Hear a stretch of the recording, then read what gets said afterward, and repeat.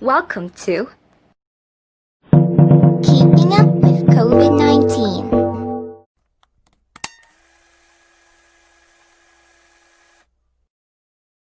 Oh, hello there. My name is Garcia. In today's video, we will be talking about coronavirus. Now here is Tidbits to give us information about coronavirus. Tidbits, where are you? Present! In December 2019, the Chinese authorities notified the world that the virus was spreading through their communities. In the following months, it spread to other countries with cases doubling within days. This virus is the severe acute respiratory syndrome-related coronavirus 2 that causes the disease COVID-19, and that everyone simply calls coronavirus. Thank you very much, Tidbits. Now, let us know what a virus is. A virus is really just a hull around genetic materials and few proteins. Arguably, not even a real thing. Tidbits back. Corona may spread via surfaces, but it's still uncertain how long they can survive in them. Tidbits out again. Bye-bye. So you might ask, how does the virus spread around us? Well, let's ask Leo for that. Leo, are you there? Yes, I'm here. So let us know how this virus really spread.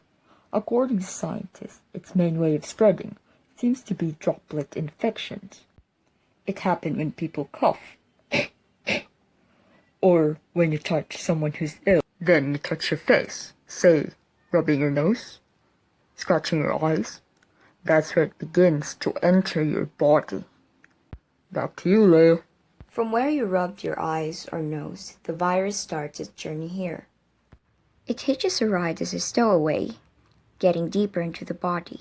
Its destinations are the intestines, the spleen, or the lungs, where it can cause a dramatic effect. Even just a few coronavirus can cause quite a dramatic situation. The lungs are lined with billions of epithelial cells. These are the border cells of our body, lining our organs and mucosa, waiting to be infected.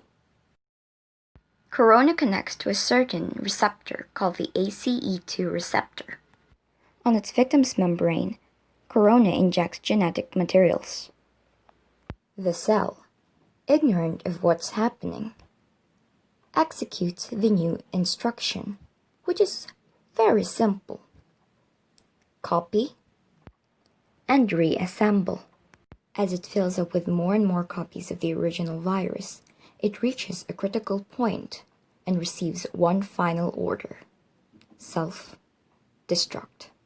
The cell source melts away, releasing new corona particles, ready to attack more cells.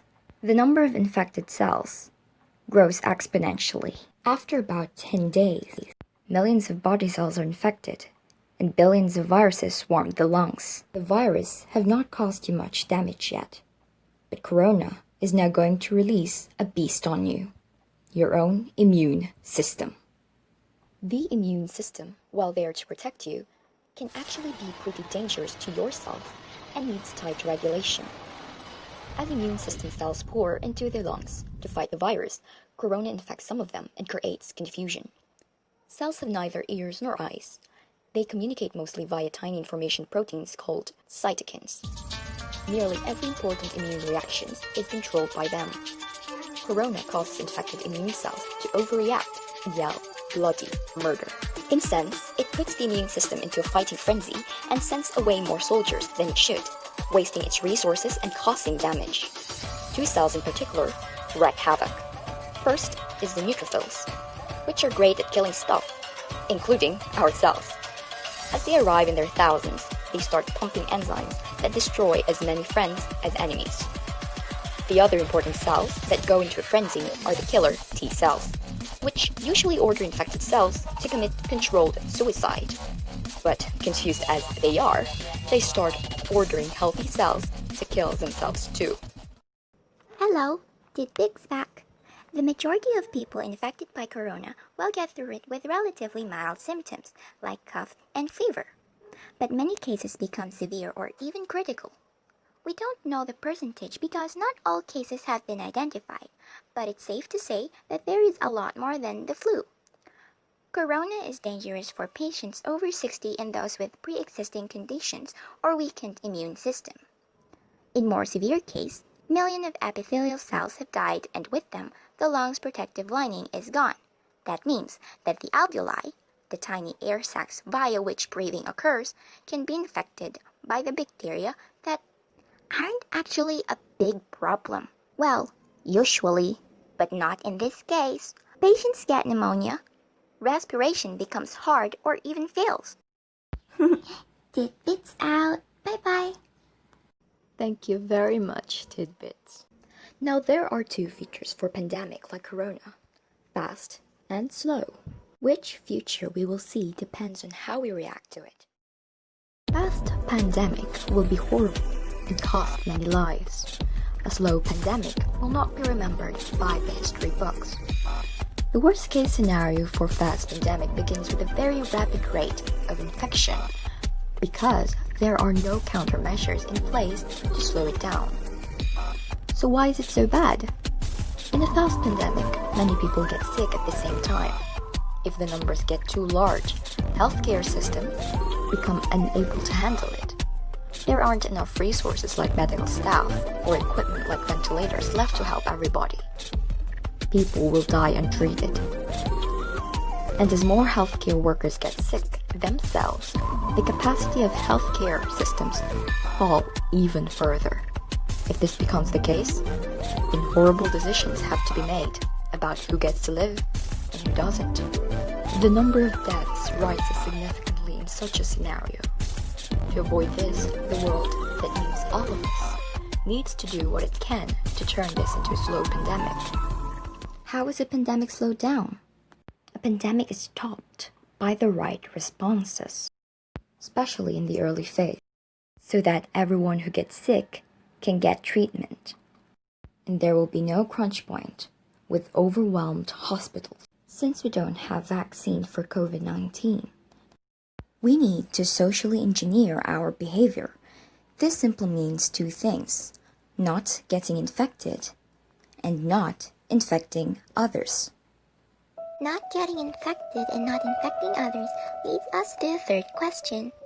What can I do to protect myself and prevent the spread of the virus? There are 10 ways. Number 1, always wash your hands with soap and water. Although it sounds trivial, the very best thing you can do is to wash your hands. Soap is actually a very powerful tool. The coronavirus is encased in what is basically a layer of fat. Soap breaks that fat apart and leaves it unable to infect you. It also makes your hands slippery, and with the mechanical motions of washing, viruses are ripped away. Number 2, drink water at least 10 to 8 glasses a day. Number 3, eat healthy foods like fruit and vegetables. Number 4, take vitamin C to boost immune system. Number 5, always wear face mask. Number 6, have enough sleep and rest. Number 7, make sure to do at least a few physical exercise to strengthen the body. Number 8, maintain social distancing. Number 9, listen to the orders of the government, like quarantine. Number 10, please stay at home. You might ask why we need to do social distancing. I mean, it's not a nice experience, but it's a very nice thing to do. You see, this means no hugging, no handshakes. I don't like that, but if it's to keep my life, I'll do it. This next part of the video shows facts about the Spanish flu and COVID-19.